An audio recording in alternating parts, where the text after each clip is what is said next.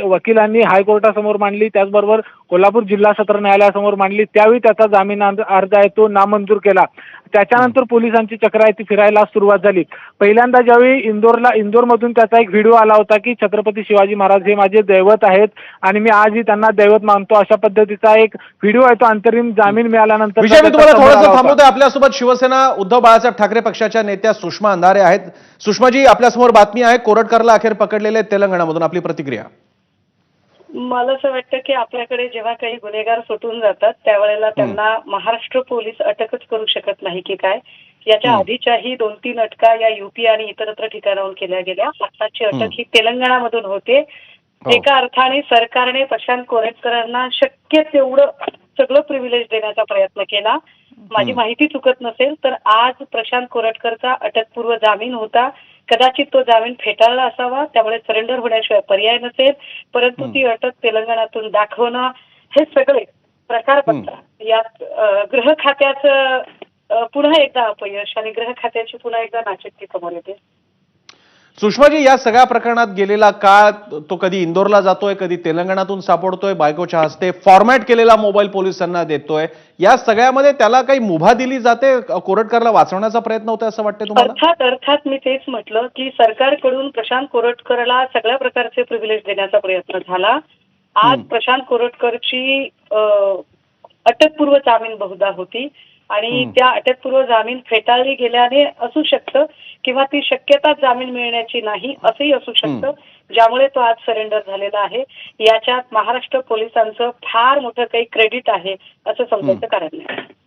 धन्यवाद सुषमाजी, आपल्या सविस्तर प्रतिक्रियेसाठी। आपल्यासोबत होत्या सुषमा अंधारे, उद्धव बाळासाहेब ठाकरे पक्षाच्या, शिवसेना उद्धव बाळासाहेब ठाकरे पक्षाच्या नेत्या।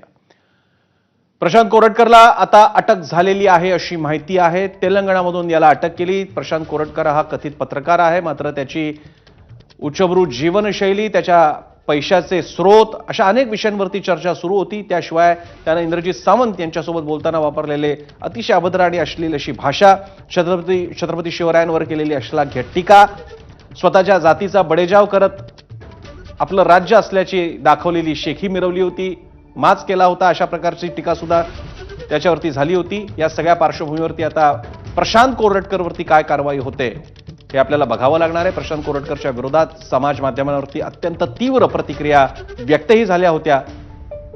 पुन्हा एकदा जाऊयात कोल्हापूरला, आपले प्रतिनिधी विजय केसरकर आपल्या सोबत आहेत।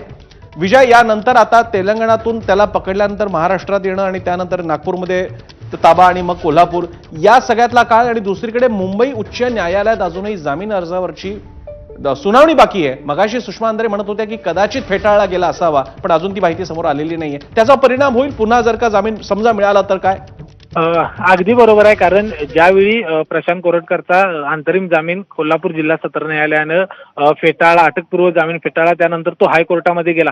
पण हायकोर्टामध्ये जाताना प्रशांत कोरटकरनं पुन्हा तीच चूक केली। प्रशांत कोरटकरनं हायकोर्टामध्ये अंतरिम जामीनसाठी अर्ज केला आणि अंतरिम जामीन हे एका वेळी एकदा दिल्यानंतर पुन्हा एकदा दुसरं कोर्ट त्याच आरोपीला अंतरिम जामीन देणार नाही ही कुठेतरी नंतर त्याला खात्री झाली असेल आणि म्हणूनच तो पोलिसांसमोर सरेंडर झाला असेल। यामधली आणखी एक महत्वाची बातमी जी कोल्हापूर पोलिसांच्याकडून समजते ती असते की प्रशांत कोरटकरने या 1 महिन्यामध्ये 2 गाड्या वेगवेगळ्या वापरल्या, 2 वेगवेगळे चालक आहे ते वापरले।